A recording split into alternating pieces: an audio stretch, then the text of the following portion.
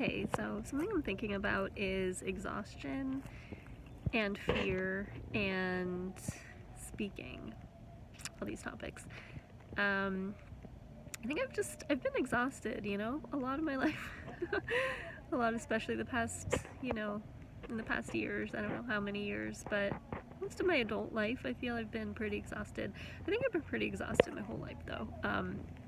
It's a little embarrassing to admit that, I guess, because somehow it feels like inferior, like genetically inferior or psychologically inferior to be exhausted, or to be disabled in some way.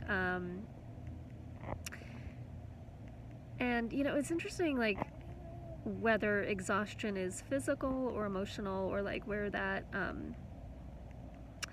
where those intersect, and where energy and inspiration come from, and how much energy I can have when there's something that I'm really inspired by or that feels really aligned. It doesn't seem like there's really any real energy deficit when there's something that definitely needs to be done or that I feel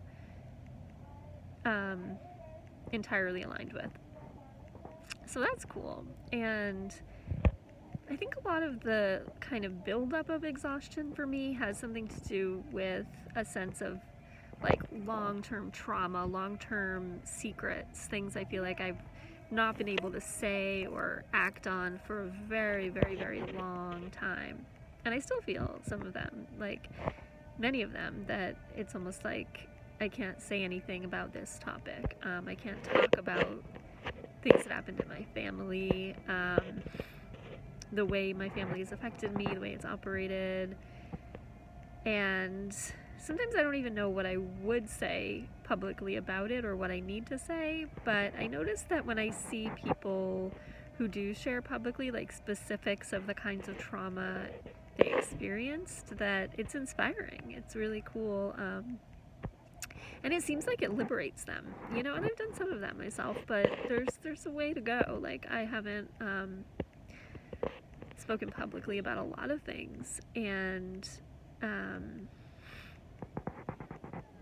think in recent days, months, even years, at times I've avoided the internet. I've avoided using the platform of the internet to share at times, because it feels almost so volatile or scary, or like you can be canceled, you can be ostracized if you say the wrong thing, or you might accidentally offend or insult somebody and then be scapegoated.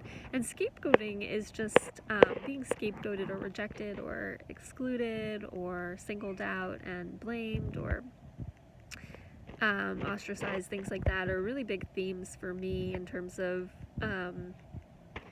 trauma and just repetitive energetic patterns that I feel like I'm holding. Some of them are things that actually did happen a lot in my life, and then there are these energetic patterns that I continue to hold on to and repeat energetically, even when they're not happening.